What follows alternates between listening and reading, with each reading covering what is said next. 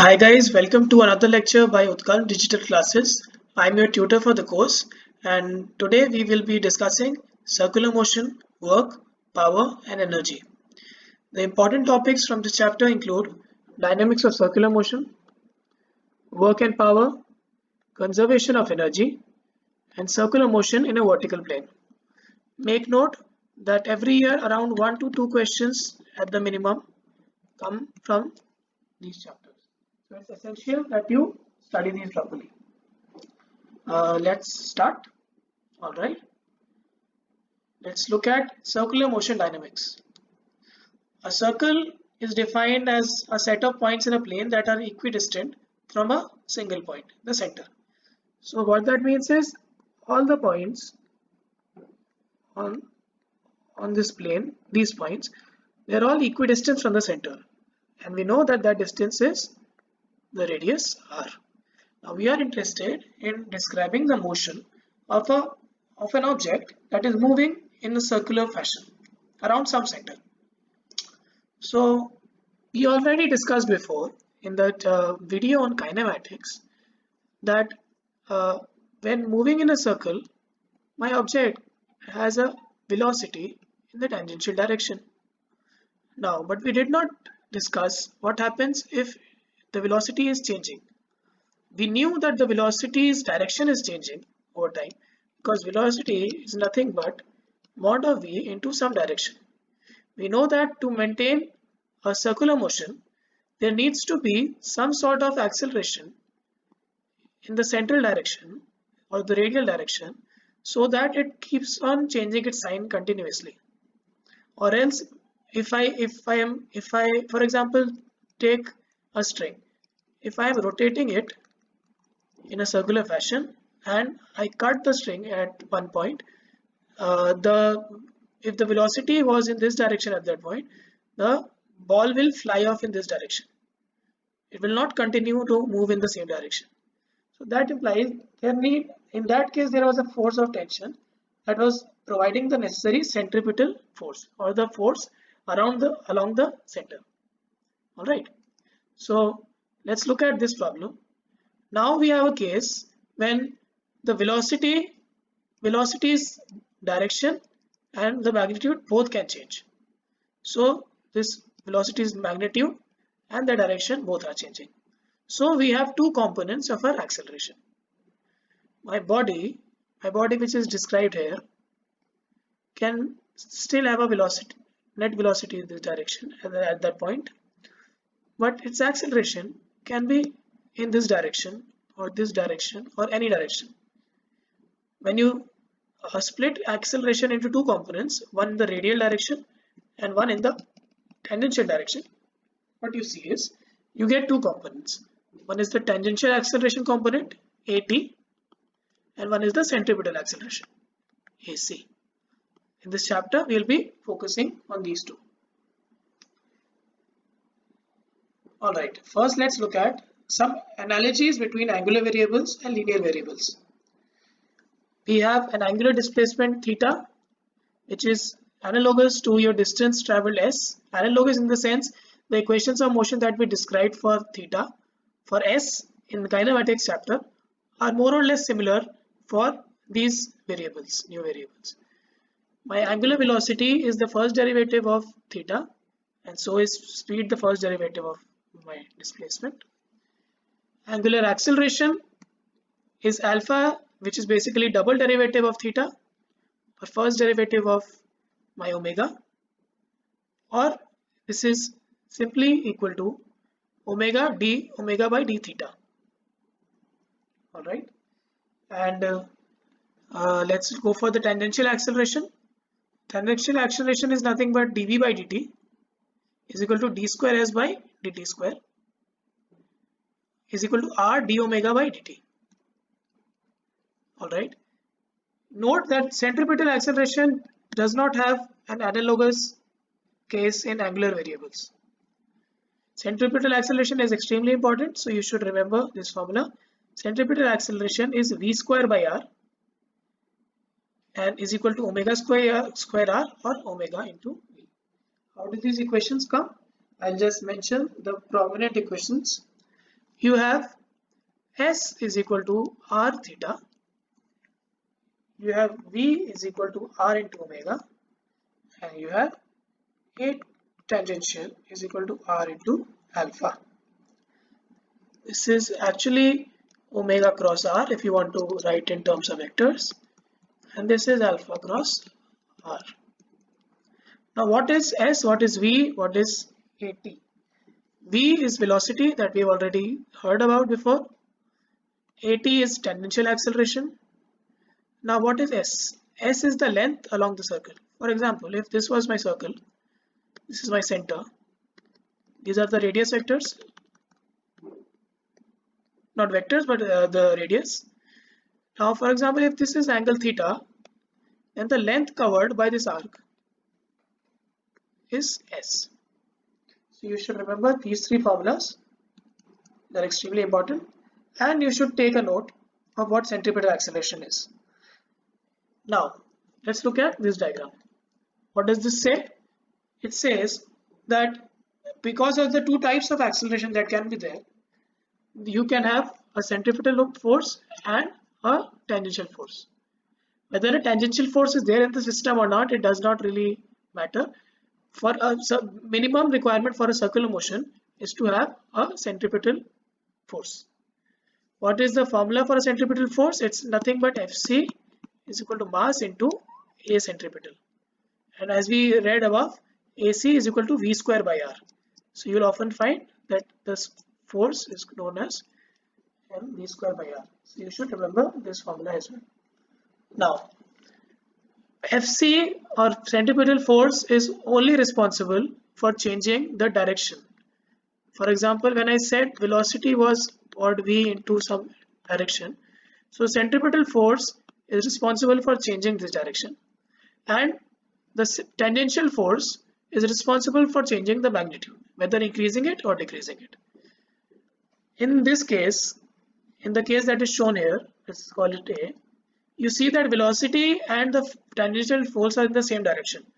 So basically what this means is it's an accelerated motion, in the sense your mod of velocity keeps on increasing because acceleration is in the same direction. This is not the only case that can be studied. You can have a circle with a ball with a velocity in this direction but a force acting in this direction, tangential. This will lead to the velocity decreasing over time, or this is a decelerated motion. But in both the cases, there is some acceleration which is along the center. So even in this case, there is a radial acceleration. These concepts will be handy when we move further. Let's look at circular turning on roads. This is prominently there in NCERT as well, but I will briefly mention it here. When you're trying to turn on a road, there are two factors that can help you in stabilizing your car so that it does not skid. There can be a case where there is only friction applied between your roads and the tires. There can be a case where banking is there. Banking means have you seen banks of a river, how they are constructed? This is your ground and it's an elevated surface, let's say at an angle theta. Okay, so this is a process of banking. So this process of banking helps you in turning your car. The third case is when both banking and friction are included. So the general formula for this case is given by V square R by Rg is equal to mu plus tan theta. Let's see how all the first, second and third cases arise from here. If we consider only friction, then that implies that my theta is equal to 0, or V square by Rg is equal to mu u square by Rg is equal to mu as tan theta is equal to 0. Alright, so this is your first one. So for the first case, when only friction is applied when you're trying to turn the car, you will find that V is equal to root of Rg is the minimum velocity you need so that it maximum velocity that you can go to before it starts to slip, your car starts to slip. Mu Rg, sorry, mu Rg.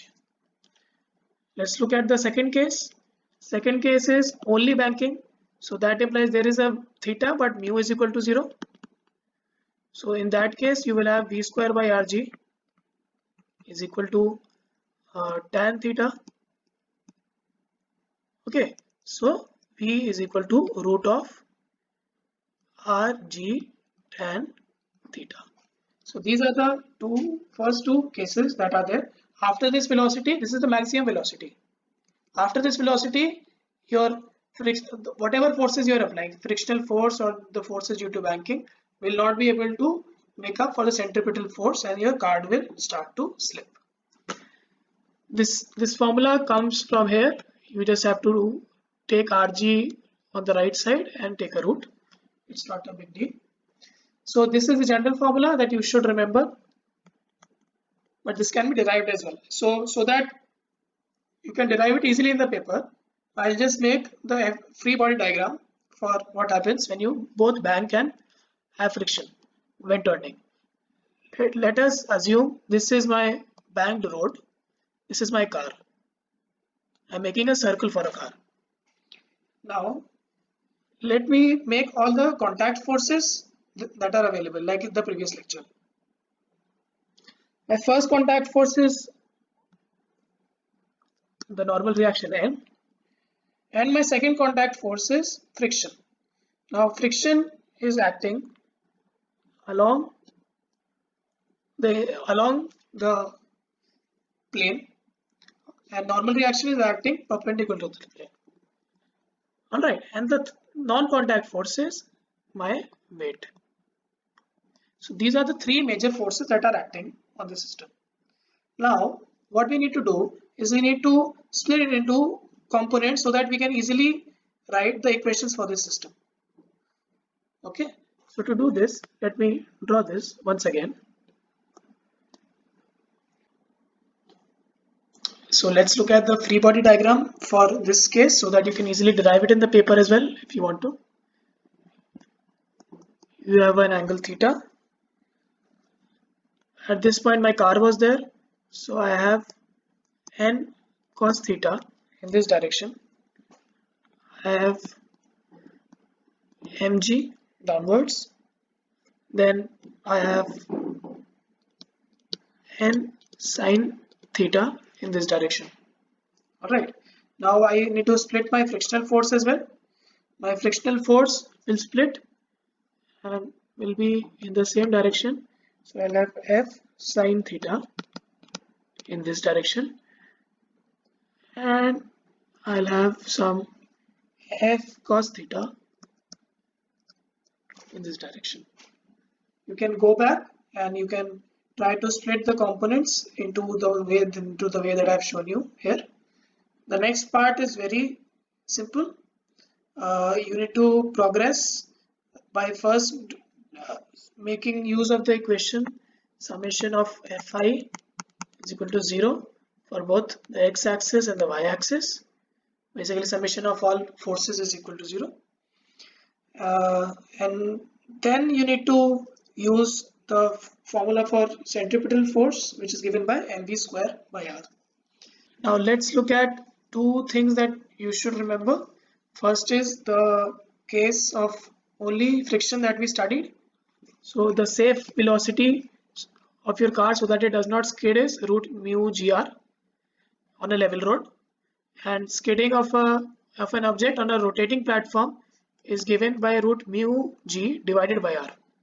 Alright, these two you should remember, but more importantly you should go and remember this general formula.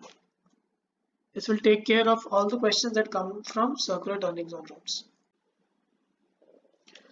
Alright, so the next topic that we should discuss is your apparent weight due to the rotation of the earth. Now let's say this is the earth. Okay, this is the equator and you are standing somewhere here. We know that the earth rotates about its axis by an angular frequency omega.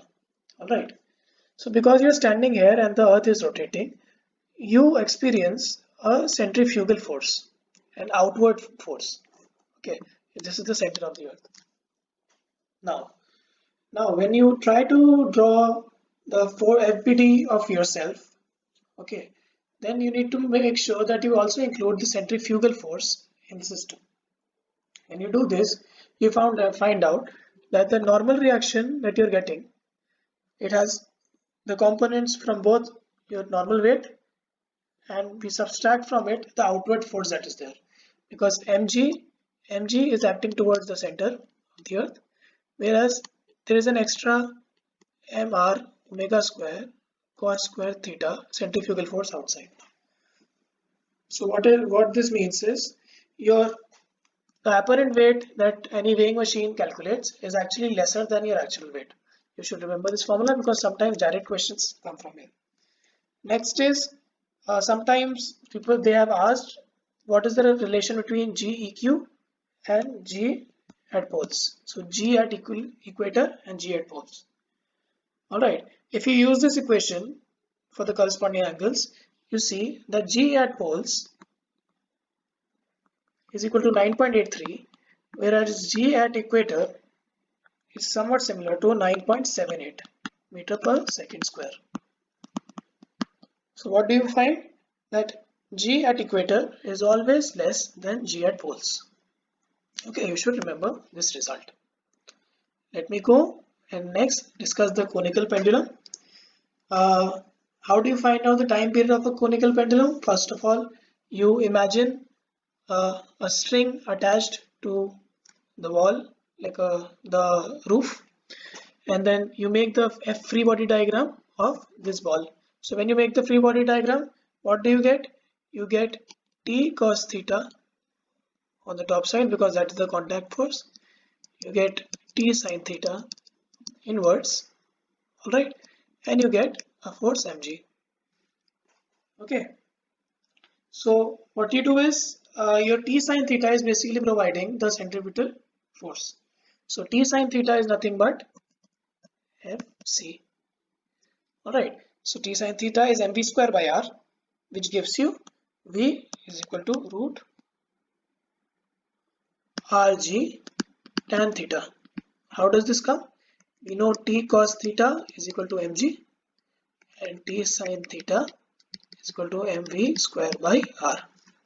Alright, if you have G, V, you can easily find omega, which is V by r. Alright, and if you have omega, you can find time period. Now, let's focus on time period. First of all, you should definitely remember this result. And there are some variations of this result that might come in place. For example, for a simple pendulum, you will find that there is no need to introduce cos theta, because for very small angles, for angles close to 0, you will have, for the simple pendulum, you will have T is equal to 2 pi root L by G. Alright. The second variation that you might get in questions is this G gets changed. Right now you are the force that you are experiencing is just the force of gravity. Okay, sometimes the case might be that you are in an accelerating frame. Okay, so you need to involve the pseudo force as well. For example, if you are already in a lift that is accelerating either up or down, okay, so you know that your G is not the original G. Your acceleration is basically some G effective, which is G plus minus A, depending on whether lift is going up or down, right? So this is one of the equations. So you should always make note of this point, that G will become G effective as soon as you go to any pseudo frame or any frame of reference that is accelerating. A common question that is found in most of the books is, you have an inclined plane on which a trolley is present. You are sitting inside a trolley and there is a pendulum hanging. Alright. So there is a pseudo force on the pendulum. Alright, because the motion is accelerating, this trolley is going down with the force mg sin theta. Right. So there is an acceleration, but because you're inside the trolley, you say that no, there is no acceleration of this block.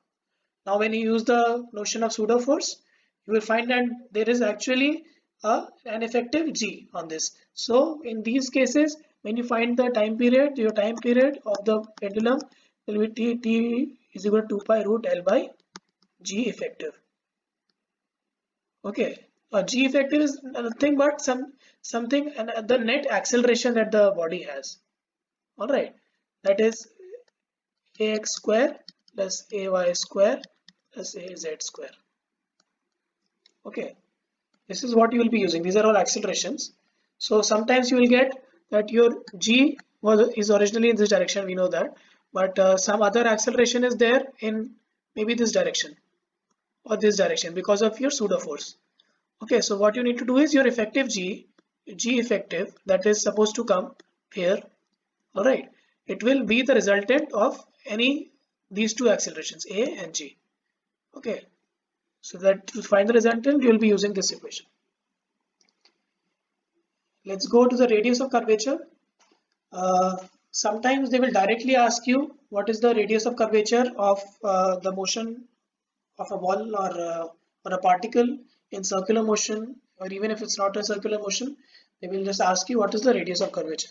So one formula that you should remember is the radius of curvature is 1 plus the square of y prime x raised to the power 3 by 2 divided by mod of y double prime x. What is y? Y is a function of x.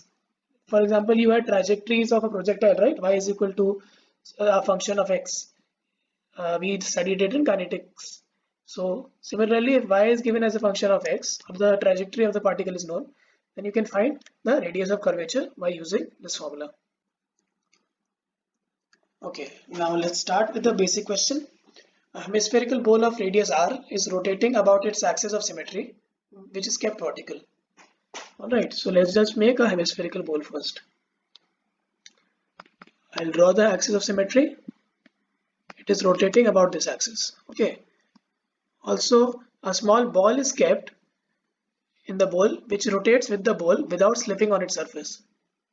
If the surface of the ball is smooth, so there is no friction, and the angle made by the radius through the ball with the vertical is alpha. Alright, so this angle is given to be alpha. Okay, find angular speed at which the ball is rotating. We need to find the angular speed. Now how do you attempt this question? What is given to you? You are given a ball.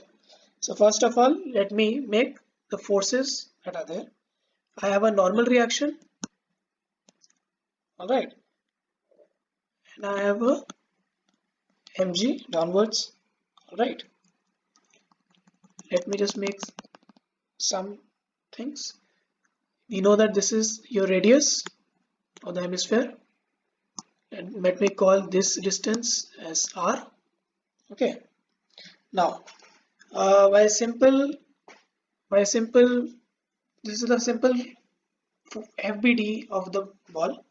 Now I can easily balance the forces because it's not moving from its place. So I have n cos alpha is equal to mg. You can say that this angle is also alpha, right? So n cos alpha is equal to mg, and similarly n sin alpha here is mr omega square. Why are we using this? This is nothing but the centripetal force. Centripetal force is mv square by r, and v is equal to r omega. That is why we are having this equation. Now small r is equal to r big R sin alpha. Sorry, I'll just write it again.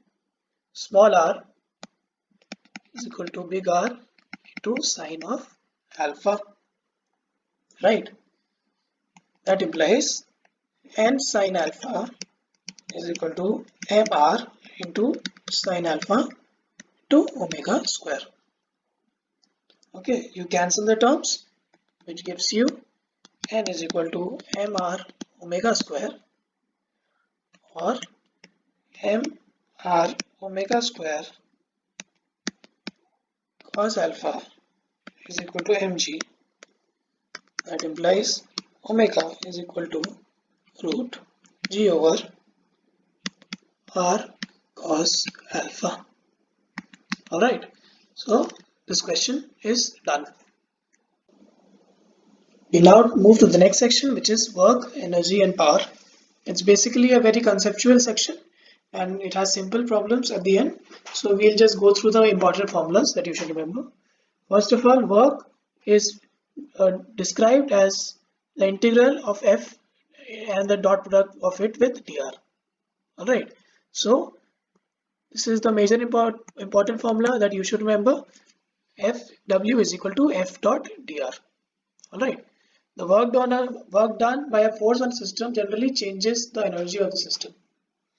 Now, what happens when you do work by multiple forces? What this means is, if you have a block at some position 1, you take it to some position 2, and to do this there are multiple forces that were applied to it. Okay, so what is the net work done by all the forces combined? It's basically the sum of the work done by them individually. Alright, so you just find out the dot products of the individual forces with the net displacement, and then that is how you get the net work done by multiple forces on a system. Alright, we'll see a few examples at the end, but you should be conceptually clear with this. For maybe a 1D motion, you can easily have, if there is only one component, so you will have work going from initial to final point done by the force is nothing but integral of Fx into dx. Alright. Similarly, for 3D, you have dw is equal to F dot dr. Now this is a very important equation, and it will be used multiple times in questions also, and you should be thoroughly clear with this. What this means is, the work done in going from position 1 to 2 is nothing but the change in kinetic energy. What this means is, your work done is equal to final kinetic energy of the system minus initial kinetic energy of the system. You will often be given situations in which either a ball moves from one position to the other, or you are compressing a string, so you had initial velocity something, and then you compress the spring, and then your final velocity became something else. Okay, so the net work done is nothing but change in kinetic energies. Alright, what is kinetic energy? Kinetic energy is defined as half into m into p square. Alright, linear momentum p is equal to mv, and we know that kinetic energy is equal to half mv square, so kinetic energy is equal to p square by 2m. So this is a very handy formula that you will be using. Next formula that is extremely important is the change in the potential energy. The change in potential energy of the system is equal to the negative of the work done by a conservative force on the system. Alright, so if a conservative force does positive work on a system, that will lead to a decrease in the potential energy of the system. Next is total mechanical energy is a combination of kinetic energy and the potential energy. Okay, so these two equations are important, and they should be at the back of your mind before going forward. Now this is a very important result. If there is no work done by any external forces, or there are no non-conservative forces, and all internal forces are conservative, if these two conditions are satisfied, only then can we say that the total mechanical energy is conserved. Alright, what this means is, initial total energy is equal to final total mechanical energy. Alright, let's look at some basic problems from these questions. These have come in the exams before, and these are simple problems, that is why I am discussing it right now before going further. So the first question says there are two masses. One has a mass 1 gram, another has a mass 4 gram, and they are moving with equal kinetic energy. Then you are asked to find the ratio of their magnitudes of momentum. So you right now studied P is equal to root of 2 times kinetic energy into m. Right? That implies if you take P1 by P2, you will get root of m1 by m2. Okay, is equal to root of 1 by 4 is equal to 1 by 2. Okay, so this is the answer. So sometimes problems will be solved within 30 seconds as well. So you need to be sure on what problems to pick to do in the paper. Next is a particle which is experiencing a force F undergoes a displacement d. If the particle had a kinetic energy of 3 joules at the beginning of the displacement, what is the kinetic energy at the end of the displacement. This is a direct consequence of the formula that we read, and now I'll tell you how this works. First of all, let's see what is the work done in this process. So the work done in doing this is nothing but F dot D, right? So when you do this, what do you get? 3I minus 12J dot with 4I gap, right? It's equal to 12 joules. So work done is 12 joules. Now, work energy theorem says that net work done is equal to final kinetic energy minus initial kinetic energy. That implies 12 joule is equal to kF minus 3, or final kinetic energy is equal to 15 joules. Okay, so these problems have come in JEE in the past and in other competitive exams as well, such as NEET or normal CETs. So you should be able to pick them as soon as you see them. Now let's quickly look at some more concepts from this chapter. First is my force is equal to minus du by dr, or the derivative of u with respect to r. This is a very important thing to remember. Now you know that I'll show you by examples how work done is related to u. We saw that change in energy is equal to some u final minus some u initial is equal to negative of the work done by a conservative force. Now gravity is a conservative force, so whatever work is done by gravity, the negative of that will be the change in the potential energy of the system. Okay, now so potential energy of the system for a gravitational structure is given by minus g mm by r. We'll see that later. For the spring force, the potential energy stored is given by half kx square. How does this come about? You know, when you find the work done is nothing but F dot dr, where F is minus kx. So you have minus kx dot dr, an integral of that, right? So you will get minus k x square by 2. But you know that du is equal to minus of work done by a conservative force. That implies your u is equal to half kx square. Alright. Another thing is power. Power is the rate of work done. But for our practical purposes, we should remember that power is equal to the dot product of force and velocity. Now, some things that I didn't mention before, but I think you all should know, are what are conservative forces. All right, because in the previous discussion, we saw that for conservative forces, okay, this situation is valid if the internal forces are only conservative. So what are conservative forces? Conservative forces are those such that the work done is path independent.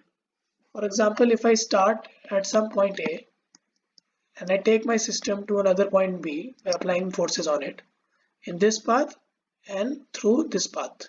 Okay, so the net work done in both the processes is same for a conservative force. Also, if I start at a point A and I take a round trip and come back to the point A, then my work done is again 0. Examples of conservative forces are electrostatic force or gravitational force, spring force. These are all conservative forces. Now, one more thing that you should remember is if someone asks you to say whether a force is conservative or not.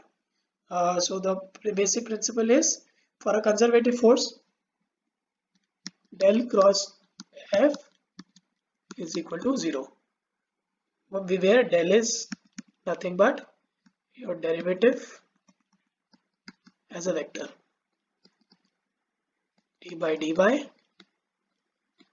j cap plus d by dz to k cap. Alright, so you take a cross product of this with your force, which is fx, fy and fz. If that comes out to be 0, then you say that your force is conservative. Alright, so we've done this. Now let's look at Equilibrium, we know that whenever potential energy function assumes a minimum or a maximum value, or it has a constant region, then the associated conservative force becomes zero there. And if a body is only experiencing this force, then you'll say that the system is in equilibrium. Okay, we have shown two graphs here. One is U versus R, and one is the corresponding force versus R. There are three types of equilibrium. One is called stable, another is unstable, and then neutral. For a stable equilibrium, if you apply a net force on it, and then leave it, it tries to restore it to the original point. For the unstable one, if you apply a force on the object, it will not return to its original position.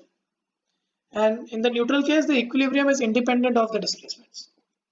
So how do I explain it through the graphs? Stable equilibrium happens when there is a minima in the UR curve. Unstable happens when there is a maxima, and neutral happens when U stops changing with R. Alright, note that for all these regions, your force becomes zero.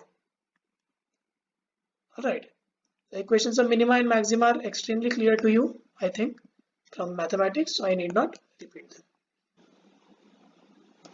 So let's look at another problem. In this problem, we are supposed to find the potential energy for a force F, which is given, if the zero of the potential energy is chosen at some other point. Alright, so this question involves a relation between force and U, and we right now studied that force is equal to minus du by dr, right? If I split this into components, I can say it is minus du by dx into I cap minus du by dy into j cap minus du by dz into k cap. Alright, that implies if I just compare this and my force here, I can say that this is nothing but yz, this is nothing but xz, including the minus sign. This is nothing but xy.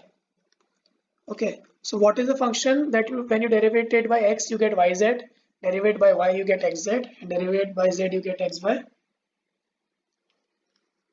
You're absolutely right. U is equal to minus xyz plus some constant that we don't know right now. Now it is given in the question that u becomes 0 at the point 2 comma 2 comma 2. So let's just put 2 comma 2 comma 2 in this question. What do we find? You find minus 8 plus c is equal to 0. That implies c is equal to 8. So your answer is 8 minus xyz. Now we have arrived at the final topic from this section, and it is a very important topic. That is why I am going to derive some of the things that you should remember, because it is only through derivation that you will be able to reproduce it in the paper and maybe solve one or two questions. Alright, it's a little tricky, but as you go along, if you follow me properly, then you will get some results that will be extremely useful, because there are some problems that directly use results from this section. Alright, so I am looking at circular motion in a vertical plane. Okay, so imagine that I have a ball, I have attached a string to it, okay, and I am rotating it in a vertical plane. Now first of all, whenever I talk about anything, you can easily make a free body diagram of that thing. So my ball is here as shown in the figure. I have a tension, I have a mg cos theta in this direction, I have a mg sin theta in this direction, as you can see in the figure, where theta is the angle. Alright, so this is fairly simple. From using this equation, you know that your centripetal force is given by the difference of tension and mg cos theta. So this is the first equation that you get by just making the free body diagram. Let's call it equation 1. This is a very important equation. There are questions that directly come from this. All right. Now, now let us look at one more thing. The height attained by the body is what? Height attained can be written as radius into 1 minus cos theta, as we've seen in other questions as well. But if you want to see again, you have a wall at 0. Let's say this is the ground and this is the height attained. Okay, what is the height? If this entire thing is the radius r, so is this. This distance is nothing but r cos theta. This thing. This is r cos theta. That is why your net height is total r minus r cos theta. Okay. So this is what you should remember. This is the basic thing from circular motion, but this might come handy later. I'll call it maybe an equation A. Okay. Now, one of the primary results from this section is we know that tension is depending on the angle theta, right? In the case of a pendulum, we were just oscillating it with small angles. So we did not really care about the angle that much. But in this case, we know that the maximum tension, T can be maximum at the bottom, because there theta is equal to 0. Theta is equal to 0. And there the value will be mv square by r plus mg. Similarly, T minimum will be at theta is equal to pi is equal to mv square by r minus mg. Okay. So I'll call these equations 2. So this is what this you should remember, because sometimes in the question they directly tell you that the maximum tension and the minimum tensions are given to you, and so you should remember that maximum tension is at the top and maximum tension is at the bottom while the minimum tension is at the top. All right. Now let's say, what is the condition for looping the loop? Looping the loop means you give initial velocity u to the ball and the ball must complete the circle so that the tension does not become 0 at the topmost point. The string should not slack. So at theta is equal to pi, T should be greater than or equal to 0. All right. Now I'll introduce a few more concepts, not introduce but revisit the old concepts. How do you approach any question of this sort? First of all, because the forces are all conservative, let me write the conservation of energy, mechanical energy equation for this. So initially my energy is half mu square, and finally my total energy becomes half mv square plus mgh. I'm just considering the lowest most case and the highest case. So u is the initial velocity at the bottom, v is the velocity at the top. Alright, this shows you that u square is equal to v square plus 2 times g times h. Alright, same equation. Let me call this equation B. This equation is also very important. Why? Because it directly connects your velocity at the bottom to the velocity at the top. So if you're given a question where they give you velocities at the bottom and top, you can easily compare them using this equation, or you can derive it. There is no problem in that. Now we need a case such that at theta is equal to pi, t should be greater than or equal to 0. Let's take the limiting case of t to be equal to 0 and apply it in the first equation. Alright, so what do you get? If t is equal to 0, you get v minimum is equal to root of gr. So the velocity at the minimum velocity should be root gr at the top. Okay, and now when you have the minimum velocity, you can use this equation to say that the minimum velocity at the bottom should be equal to root of 5gr. All right. So this should be very clear. These two quantities, because they sometimes directly ask these quantities. Okay. So what all did we use? We only used the free body diagram and the balancing of forces, and we used the conservation of mechanical energy till now. Alright. Now they might also ask you what is the tension at the lowest point or the highest point. So for doing that, it's very simple. You just substitute for the lowest point, you substitute u as the velocity in the equation, in equation number 1, and for the highest point you just substitute the velocity v. So if you substitute velocity u, you will find that tension is equal to 6 times m into g. Alright, all these results are very important. You'll see next why. Now let's look at the condition of leaving the circle. Many a times, even I have seen personally, that they will ask a question in which a ball is rotating, so not rotating, the ball is going on in a vertical circle, and at some point they ask you when does the ball leave the circle. Okay, or after leaving the circle, where will it fall? So for doing that, you need to know at what point and at what height it left the circle.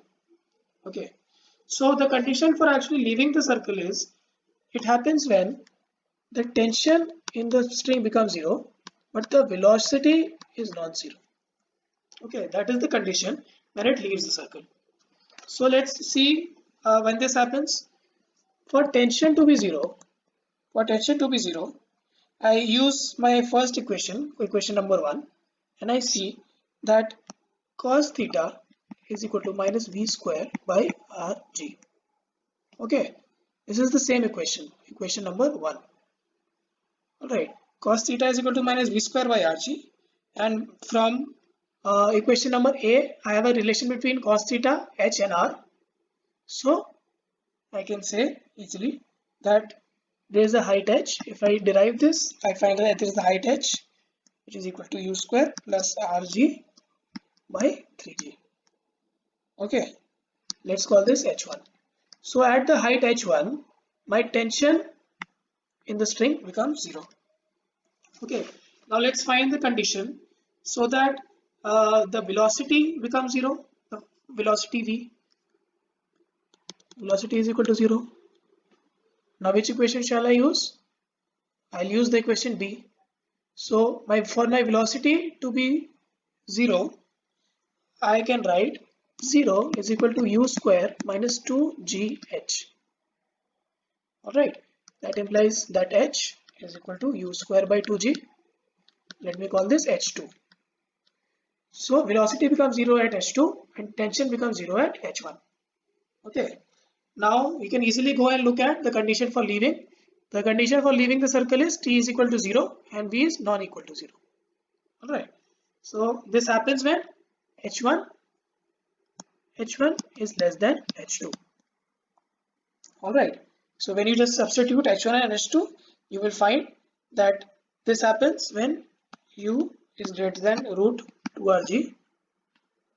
Alright, and we already know that after root 5rg it will complete the circle, so you should fall between root 5rg and root 2rg. Okay, but during the process, what did you learn? You learned how to find the exact position where the velocity becomes 0 and the position where the tension becomes 0. Okay, now what is the condition for oscillation? The particle oscillates if velocity becomes 0 and tension is non-zero. Alright, so what do? This happens when h2 is less than h1 or u is less than root 2rg. So what you find is the particle oscillates when your initial velocity is less than root 2rg, which is given. So these are the important things that you should remember, and similarly you can easily find at what height it will leave the circle. So these are extremely important when you are going to attempt the questions. Let's look at another problem from this case. You're given a figure and they've asked us to find the speed at the point D, which is the top. You want to find the normal reaction at D, and we want to find the height h of the hill. Alright, look at the figure very carefully. Now, how do you approach this? When speeds are to be calculated, you know that all the forces are conservative, so I think you can easily apply the conservation of energy in this. So you know that Vd square is equal to Vc square minus 2gr. If you apply the mechanical energy equations for Vd and Vc, you will find this, because C is at a height r and D is at a height 2r. Alright, is equal to, because Vc is given as 7gr, so you will have the answer as 5gr. That implies Vd is equal to root 5gr. Alright, now next, let's start with the second one. What is the normal reaction at D? Now, my normal reaction at D and my gravitational force at D, okay, they act in the same direction, which is vertically downwards, and this gives rise to the centripetal force that is there, mvd square by r. All right, now we've already found vd, so that implies nd is equal to m into 5gr divided by r minus mg, which is nothing but 4 times mg. All right, now how do you calculate the height h? Again, in these problems, when you want to find height as a parameter, you have to use the conservation of energy between point A and C. Okay, so at the top you have only potential energy mgh. Okay, at the point C you have half mvc square plus mg into r, because C is at a height of r.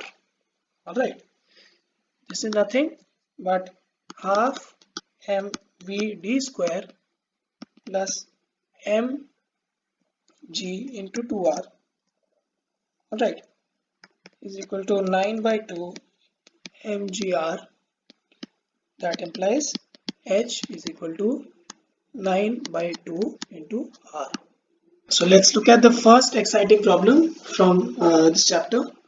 A stone of mass 1 kg is tied to a light string of length L, and it is whirling in a circular path in a vertical plane. And they've given to us the maximum tension and the minimum tension is given as a ratio. Alright, so let's just first make the circle. Now you know that maximum tension in a circular motion is at the bottom, while the minimum tension is at the top. So let me say this has a velocity VL. Let's call this the velocity maybe Vd. This is the center of the circle. Alright, this much is clear. Now we have T max by T min is equal to 4.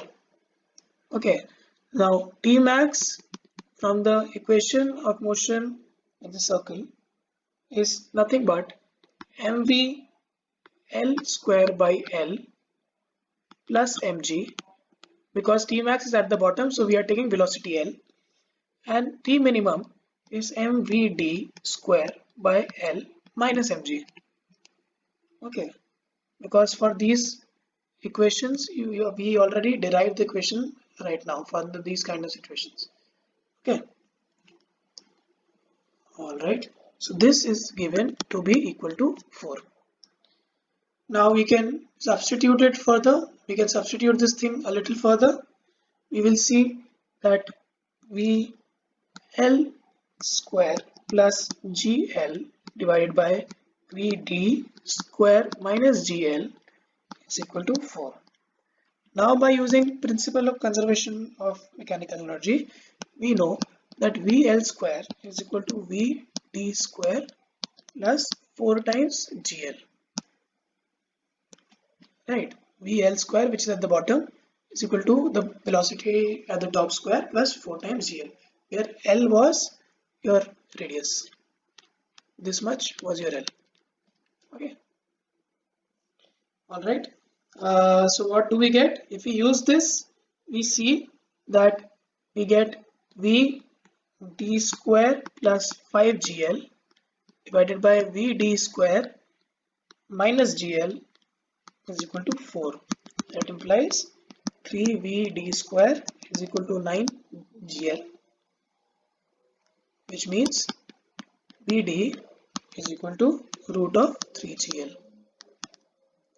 Alright, I can just substitute the values and that will give me 10 meter per second.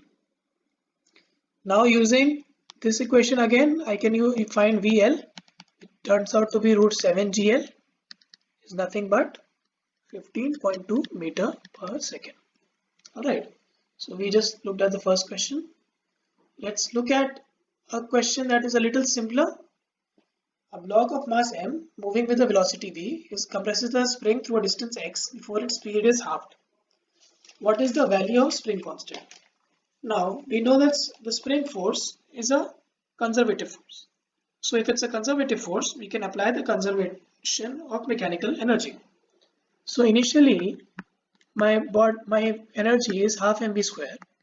Finally my energy is half m v by 2 square plus the rest of the energy goes into buffing up the spring. Okay, so this implies 3 by 4 mv square is equal to kx square. Alright, that implies k is equal to 3 mv square divided by 4x square. Alright, let's look at one more problem which is along similar lines. You're given a spring constant 5 into 10 to the power 3 Newton per meter. It is stretched initially by 5 centimeter from the unstretched position. Then the work required to stretch it further by another 5 centimeter is what? Now, you should remember the work done is the change in the work done here is the change in the potential energy of the system. Alright, so my work done is equal to UF. Actually, it's the work minus work done by a conservative force, but we'll write it as plus because we already take care of the sign here. So you get UF minus UI is equal to half K XF square minus XI square. Okay, is equal to half into 5 into 10 to the power 3 0.1 square minus 0.05 square. Alright, which is equal to 18.75 joules. So this brings us to the final question of the day. A particle is acted by a force F is equal to kx, where k is a positive constant. Its potential energy at x is equal to 0 is given to be 0. Which curve correctly represents the variation of potential energy of the block with respect to x? Now, let's begin this question. You are given with the force and you are given with the position. So first of all, let's attempt to write delta u is equal to minus f dot dx is equal to minus integral kx dx. Alright, or this is from 0 to x, or we can write ux minus u at 0 is equal to minus kx square by 2. Okay, but it is given that u at 0 is equal to 0. That implies u at x is nothing but minus kx square by 2, or x is equal to minus 2ux divided by k. This equation means that it is x square. Yeah, this equation means that it is a parabola and it is symmetric around the y-axis and it is below the x-axis. Alright, so what graph represents this? This graph represents this. So with this question, we are done for this lecture, and in the next lecture I hope you guys get ready, because we are going to study practical physics and units and dimensions, which is a slightly easier topic, but there is at least 1 or 2 questions in the paper every time and you should not miss out on those, and it's a lengthy topic, so we'll discuss it the next time.